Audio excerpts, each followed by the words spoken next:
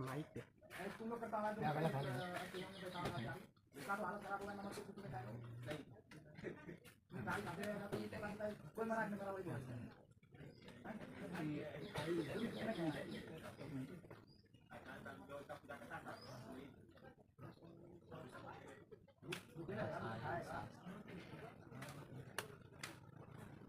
चलो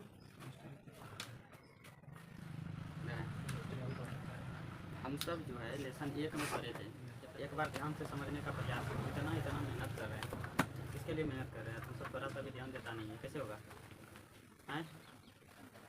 जब तक टीचर को पढ़ाने से क्या होगा? कुछ होने वाला है? जब तक तुम सब ध्यान नहीं देगा, हम कतनों प्रयास कर लेंगे, तुमको समझा देंगे, कुछ कर लेंगे, टीचर कुछ कर ले, जब तक बच्चा ध्यान नहीं देगा तो टीचर के हाथ में कुछ नहीं है, ये समझ लो। इसीलिए हम जितना सा बता रहे हैं, एक दिन में तुम सबको कितना बताते होंगे, समझाते 2-3 7 ज़्यादा, इससे ज़्यादा तो सोल्यूशन नहीं करवा पाते। वो तुम सब याद नहीं करते, उसमें भी हम लिखा देते हैं, याद करवा के लिखाते हैं, उसको भी याद करके नहीं आइएगा, कैसे होगा? हैं? सोचो, इसको आपको कुछ तो करने होगा क्या? जब तक आप कुछ नहीं कीजिएगा तो कैसे हो जाएगा? हमको करने से क्या होगा? हमको तो एग्जाम में नहीं बैठना है। बंजर भूमि पर भी फसल उपजाने के लिए क्या करना पड़ता है? जुताई करना पड़ता है, मेहनत करना पड़ता है, करता है कि नहीं? सफलता ऐसे मिल जाएगा? मिलेगा क्या? सफलता पाने के लिए भी आपको क्या करना होगा? मेहनत करना होगा। बंजर को फसल लायक बनाने के लिए काफ़ी प्रयास किया जाता है, मेहनत किया जाता है, जुताई किया जाता है, समय समय पर सिंचाई, हर तरह की व्यवस्था की जाती है, तब एक दिन बंजर भूमि फसल लायक बनता है, उपजाने लायक बनता है कि नहीं? मेहनत आप सोचिएगा कि जो है हम कुछ नहीं करेंगे, सब चीज़ ये जाएगा क्लासे में, संभव है? मेरा प्रयास रहता है कि यहाँ समझा देते हैं, उसके बाद आप 10% भी घर में याद करते हैं तो याद हो जाएगा। 10% मेहनत कीजिएगा, उसको दोबारा रिपीट कीजिए, याद हो जाएगा, लेकिन समझ में आएगा नहीं। कुछ पाना है तो कुछ तो खोना तो होगा ना करेगा, सब चीज़ लेके साथ चलिएगा तो नहीं होगा। इसीलिए इतना सा दिमाग रखिए कि हमको करना कौन चाहिए। बार बार कितना समझाएंगे? आप सबको समझाते रहते हैं कि मेहनत करो, मेहनत करो। मेहनत के अलावा दुनिया में है ही कुछ नहीं। जब तक मेहनत नहीं कीजिएगा तब तक कोई उपाय नहीं है। दूसरे का देखने के चक्कर में अपना कुछ नहीं कर पाएगा, वो क्या करता है नहीं करता है। किसी का नकल मत करो, जितना है अपने में क्या रहो, बेस्ट रहो। ये सबसे अच्छा एग्जाम्पल है। और नहीं पढ़िएगा तो फिर रिजल्ट ख़राब हो जाएगा। जो बच्चे का सजो के आया है कि मैट्रिक में फर्स्ट डिवीज़न करेंगे, वो सपना चकनाचूर हो जाएगा। इसीलिए आप सबसे विनती है, अनुरोध है कि आप सब मेहनत कीजिए। आधा घंटा ही पढ़िए, लेकिन घर में पढ़ा कीजिए। आधा घंटा हमको लगता है नहीं पढ़ने बैठता होगा, तो कैसे होगा? हर सब्जेक्ट पे अगर आप आधा घंटा ही देते हैं तो आपका जो है पकड़ बनेगा। हम यहाँ समझाते हैं, बताते हैं, लिखाते हैं, आप जाकर 10 मिनट उसको पढ़ लीजिए, उसको पढ़ने में क्या जाता है? अब बताओ कि याद नहीं हो पाता है, समझ में नहीं आता है, समझ में कुछ नहीं आता है क्या? समझ में आता है। इतना बेहतरीन तरीका से अपना भाषा में तुमको समझाने का हम प्रयास करते हैं, वो खुद तुमको समझ में नहीं आता। केमिस्ट्री किताब की तरह लिखाएंगे, पढ़ाएंगे तब तो हो गया, वो तब समझ जाएगी बढ़िया से। हम सोचते हैं कि लाइव से जोड़ के कनेक्ट करके पढ़ाएंगे तो अपने तुमको समझ में आ जाएगा कैसे है, कहाँ क्या करना है क्या। हर चीज़ को हम किसी न किसी से जोड़ के आपको बताते हैं, तो आपका भी फर्ज होता है कि हम मेहनत करें, रिजल्ट दें। अभी अगर अब मान लीजिए कि बच्चा सब रहता है, और आप सबका भी काम यही रहना चाहिए, जब तक तोड़ना नहीं है तब तक छोड़ना भी नहीं है। इस तरह से एकदम पूरा ठान लो कि सब्जेक्ट में कैसे याद नहीं हो। जितना टाइम बताया उतना टाइम में पकड़ रहेगा, तब ना उसी से क्वेश्चन पूछता है। अब पकड़े नहीं है, खाली परिभाषा रट लिया है, एग्जांपल पता नहीं, एग्जांपल ऑब्जेक्टिव में देता, परिभाषा ऑब्जेक्टिव में कभी देखा है देते हुए क्या? नहीं देगा, एग्जांपल देता है, एग्जांपल देगा, पूछ लेगा ये कौन सा अभिक्रिया है, याद ही नहीं है। आप परिभाषा भी लिखाएं तो सटीक तरीका से याद करना तो है नहीं। नंबर किसमें मिलता है? बिहार बोर्ड देखता है कि लिखने का तरीका क्या है, ये नहीं देखता है तुम लिख दिया है डेली 4 पेज का तो तुमको नंबर। एक वर्ड का 1 लाइन का लिखिए, लेकिन सटीक तरीका से लिखिए, उसी में आपको नंबर मिल जाएगा। 1 लाइन का आंसर को 6 पेज लिख दिया है, सोचेगा नंबर मिलेगा, भूल जाओ। लिखने से क्या हो जाएगा? लिखने का तरीका होना चाहिए। देखिए हम इसमें बताए थे, ज़्यादा आप सबसे बस यही कहेंगे, विनती है कि आप सब पढ़िए लिखिए। अभी से पढ़िएगा तो आगे आपको जो है ज़्यादा टेंशन नहीं होने वाला। अगला बैच का यही था, शुरू से पढ़ते रहा तो ज़्यादा प्रेशर नहीं हुआ। आप सब अगर अभी मेहनत नहीं करते हैं तो लास्ट में बहुत प्रेशर बढ़ जाएगा। इसीलिए ये तो आप सबका फर्ज है कि आप शुरू से क्या कीजिए, उसको मेहनत कीजिए, पकड़ बनिए। हम बार बार कहते हैं, हर दिन कहते हैं कि हर सब्जेक्ट पर समय दीजिए, समय लाएगा 2026 में। समझ में आ रहा है? तो हम इसमें बताए थे क्या क्या, सबसे पहले बताए थे अभिक्रिया के बारे में। बताए थे अभिक्रिया कई प्रकार की, अभी तो दो एक अभिक्रिया पढ़ाए हैं आपको। एक बताए हैं संयोजन अभिक्रिया और एक बताए थे वियोजन अभिक्रिया, है ना। एक होता संयोजन अभिक्रिया, दूसरा क्या था वियोजन अभिक्रिया। पूछा जाएगा संयोजन अभिक्रिया क्या है, तो जब जो वैसे वह रासायनिक अभिक्रिया जिसमें दो या दो से अधिक अभिकारक मिलकर एक नए उत्पाद का निर्माण करता है, जिसका गुण मूल पदार्थ के गुण से क्या होता है, अलग होता है, भिन्न होता है, तब ऐसी रासायनिक अभिक्रिया को क्या कहते हैं, संयोजन अभिक्रिया। संयोजन मतलब होता है जुड़ना, जब दो आदमी मिलकर एक बन जाएगा तब इसी को क्या कहते हैं, संयोजन अभिक्रिया कहते हैं। क्या कहते हैं, संयोजन। दो को मिलके एक होगा तो ये हो जाएगा संयोजन अभिक्रिया। समझ में आ रहा है? H2 + O2 मिलेगा तो क्या बनेगा, एक बन जाएगा H2 + O2। पहले क्या बताएं, संयोजन अभिक्रिया, है ना। समझिए, संयोजन अभिक्रिया, अभिक्रिया इसमें दो को अभिकारक मिलकर क्या बनेगा, एक नया पदार्थ बनाएगा। दो अभिकारक मिलकर एक नया उत्पाद बनाएगा कि नहीं। इसमें मान लीजिए कि H2 + O2 मिलेगा तो क्या बनेगा, H2O बनेगा। यस या नो, ये कौन सा, देखिए दो को मिला एक बन गया, बना कि नहीं। आपको ऐसे समझना है कि दो चीज मिलकर जब एक बनता है तो संयोग कर रहा है, मिल रहा है ना, होता है मिलना। संयोग करके जब एक बनाएगा तब जब क्या होगा, संयोजन अभिक्रिया कहलाती है। होगा कि नहीं होगा। तो जैसे C + O2 बराबर क्या होगा, CO2। Na + Cl बराबर NaCl। यानी कि दो को मिलकर क्या बन रहा है, एक बन रहा है कि नहीं। तब ऐसे रासायनिक अभिक्रिया को हम क्या कहते हैं, संयोजन रासायनिक अभिक्रिया कहते हैं। वह रासायनिक अभिक्रिया जिसमें दो या दो से अधिक अभिकारक मिलकर एक नए उत्पाद का निर्माण करता है, जिसका गुण मूल पदार्थ के गुण से भिन्न होता है। तो ऐसे रासायनिक अभिक्रिया को क्या कहते हैं, संयोजन रासायनिक अभिक्रिया कहते हैं। आपको याद रखना जरूरी नहीं है कि हम जो एग्जाम्पल लिखाए हैं वही आपको दिमाग में आना चाहिए। समझ में आ रहा है कि नहीं, क्या लिखना, जैसे KO कैल्शियम हाइड्रोक्साइड होता है, KOH होता है ना, K + OH जुटेगा क्या बन जाएगा, KOH। दुटो मिला ना, K + OH बराबर KOH। यस या नो, बनेगा कि नहीं। C + O2 बराबर CO2। H2 + O2 बराबर H2O बनेगा। Na + Cl बराबर NaCl बन रहा है कि नहीं। यहाँ दो को मिलेगा एक बनेगा, संयोजन अभिक्रिया। अब इसी का उल्टा, एक होता है वियोजन, दूसरा क्या बताएं आपको, वियोजन अभिक्रिया। कौन सा अभिक्रिया, वियोजन रासायनिक अभिक्रिया। वियोजन अभिक्रिया, वियोजन रासायनिक अभिक्रिया, ये बताएं। समझिए इसको जब तक नहीं समझिएगा तब तक आपका कोनो उपाय नहीं है। वियोजन रासायनिक अभिक्रिया, वियोग मतलब होता है अलग, वियोग मतलब क्या होता है, अलग। वियोग मतलब अलग, अलगाव। वियोग का मतलब क्या होता है, अलग। जब एक पदार्थ टूटकर दो या दो से अधिक नए पदार्थ का निर्माण करेगा, जब एक पदार्थ टूटकर, वह रासायनिक अभिक्रिया जिसमें एक पदार्थ टूटकर दो या दो से अधिक नए पदार्थ का निर्माण करता है, वह रासायनिक अभिक्रिया जिसमें एक पदार्थ टूटकर दो या दो से अधिक नए पदार्थ का निर्माण करता है, तब ऐसे रासायनिक अभिक्रिया को ही क्या कहते हैं, वियोजन रासायनिक। वियोजन मतलब होता है अलगाव। अलग कब होगा, जब एक रहेगा तभी ना अलग होगा। अलग आदमी अलग हो सकता है, अलग आदमी अलग होगा। वियोजन मतलब होता है अलग, अलग जो पहले से है तब कहेगा वो अलग हो जाए। कैसे अलग होगा, जब तक साथ में नहीं होगा वो किसी का तब तक वो अलग नहीं होगा। होगा क्या, तो वियोजन का मतलब ये होता है अलग होना। तो वियोजन का मतलब जब अलग होगा तो वह अलग होगा, साथ में जो होगा उसी को हटाएगा। जैसे NaCl है, एक मिला हुआ है, ये अलग हो जाएगा तो Na अलग हो जाएगा और Cl अलग हो जाएगा। Na क्या हो जाएगा, अलग हो जाएगा और Cl अलग हो जाएगा। कोई दिक्कत है, Na अलग हो जाएगा, Cl अलग हो जाएगा। जैसे में अगर कहेंगे तो CO2 क्या कहेंगे, C + O2 हो जाएगा। यस या नो। अब बोलते हैं अभी इसी का उल्टा कर देंगे। संयोजन का H2 है ना,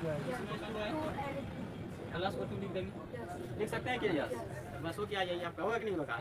उसी का संयोजन जो बनता है उसी का वियोजन क्या होगा, उल्टा कर देंगे। समीकरण को खाली उल्टा देंगे तो कौन सा अभिक्रिया हो जाएगा, इसमें एक टूट के दो को बनेगा, एक टूट के दो को बनता है, एक टूटेगा दो बनेगा, कहेंगे वियोजन अभिक्रिया। जब दो मिलके एक बनेगा तो संयोजन, एक टूट के दो बनेगा वियोजन अभिक्रिया, दो टूट के एक बनेगा, दो जुट के एक बनेगा, दो जुटेगा, एक जुटेगा कहियो, एक टूट नहीं पाएगा, एक टूटेगा तब दो बनेगा और दो जुटेगा तब एक बनेगा। जब दो जुट के एक बनेगा तो उसको संयोजन करेंगे, जब एक टूट के दो बनेगा तब वियोजन करेंगे, है ना। उसके बाद हम बताए थे इसी में कि जो है, इसमें हम बताए थे क्या, इसमें बताए थे कि आपको क्या था, शोषण एक ऊष्माक्षेपी अभिक्रिया है क्यों, शोषण एक ऊष्माक्षेपी अभिक्रिया है क्यों, ये बताए थे। शोषण सांस लेना, ऊष्माक्षेपी अभिक्रिया किसको कहते हैं। इसके बाद हम बताए थे ऊष्माक्षेपी अभिक्रिया, क्या बताए थे, ऊष्माक्षेपी अभिक्रिया। तीसरा पॉइंट आपको बताए थे ऊष्माक्षेपी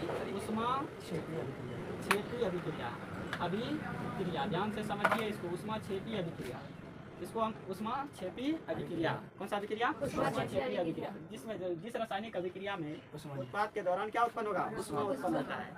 जब उत्पाद बनेगा उसके साथ क्या बनना चाहिए? ऊष्मा उत्पन्न होना चाहिए। जिस अभिक्रिया से ऊष्मा उत्पन्न होगा, जिस अभिक्रिया से ऊष्मा उत्पन्न होगा, तब उसे क्या कहते हैं? ऊष्माक्षेपी रासायनिक अभिक्रिया कहते हैं। ऊष्माक्षेपी रासायनिक अभिक्रिया कहते हैं। उसे क्या कहेंगे? जिस रासायनिक अभिक्रिया से क्या उत्पन्न होता है? ऊष्मा उत्पन्न होता है। जिस रासायनिक अभिक्रिया से ऊष्मा उत्पन्न होती है उसे ऊष्माक्षेपी रासायनिक अभिक्रिया कहते हैं। उसे क्या कहते हैं? ऊष्मा उत्पन्न होगा तो ऊष्माक्षेपी रासायनिक अभिक्रिया, ऊष्मा उत्पन्न होगा तो उसे ऊष्माक्षेपी रासायनिक अभिक्रिया कहेंगे। ऊष्मा उत्पन्न होगा क्या कहेंगे? ऊष्माक्षेपी रासायनिक अभिक्रिया कहेंगे।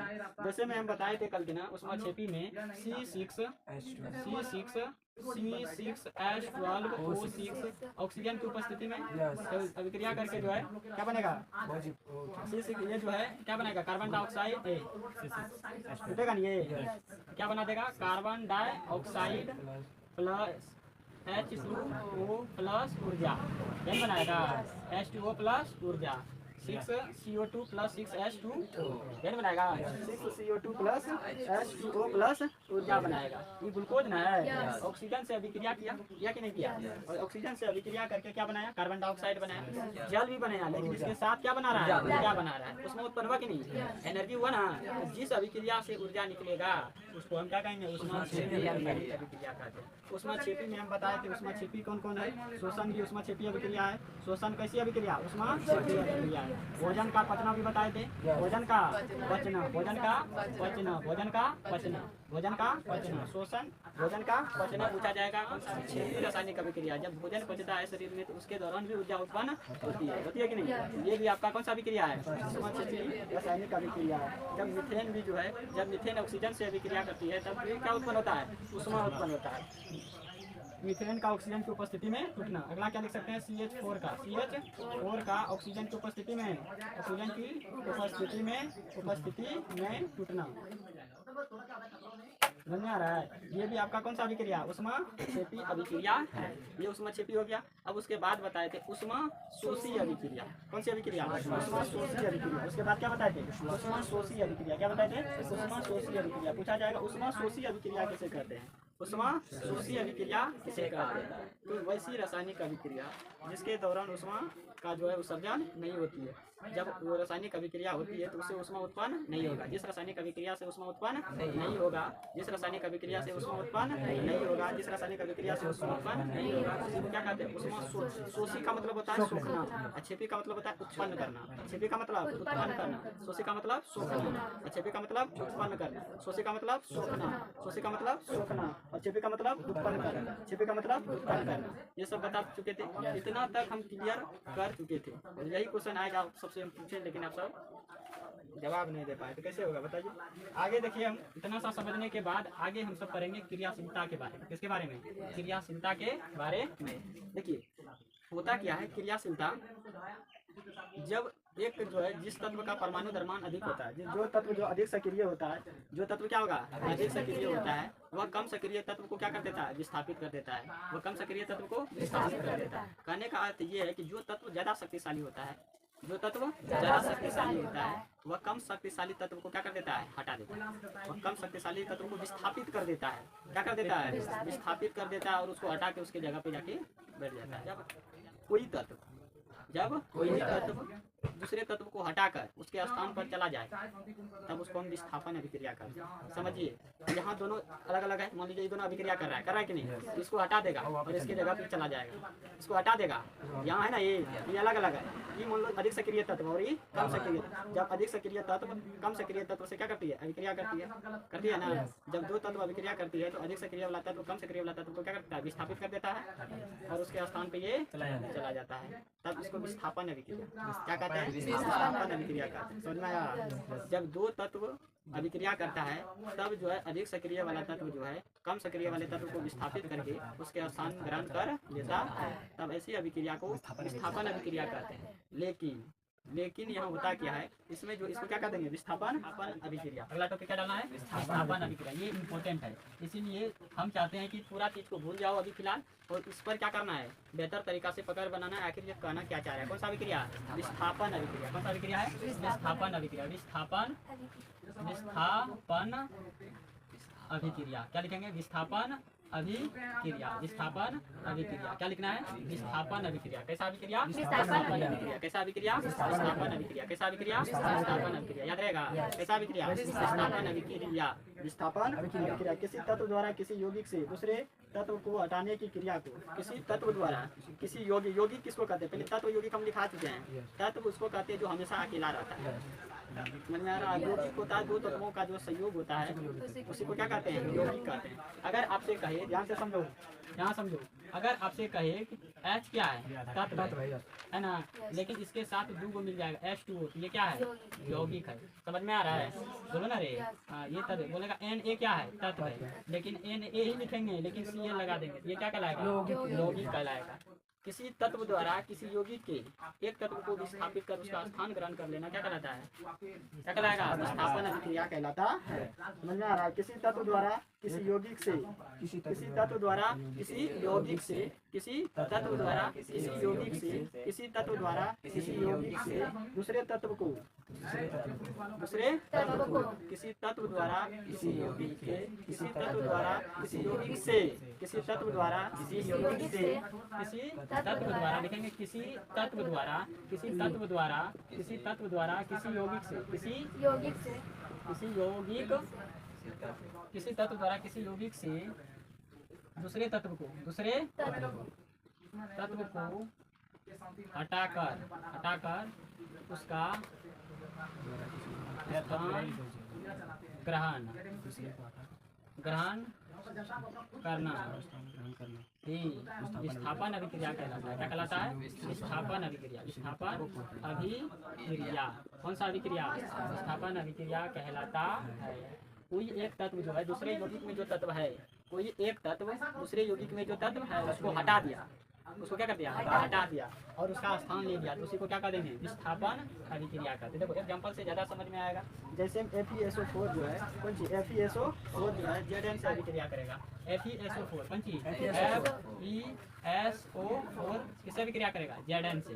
FeSO4 क्या करेगा? Zn से अभिक्रिया। समझिए Fe यौगिक है, तत्व है। यस या नो? ये यौगिक है, ये तत्व है। ये यौगिक है, ये तत्व है कि नहीं है? तो इसमें जो है इसमें ये तत्व है और इसमें कौन तत्व है? Fe है कि नहीं है? इसमें कौन तत्व है? Fe। तो ये क्या करेगा? Zn अधिक क्रियाशील धातु है। Zn अधिक क्रियाशील धातु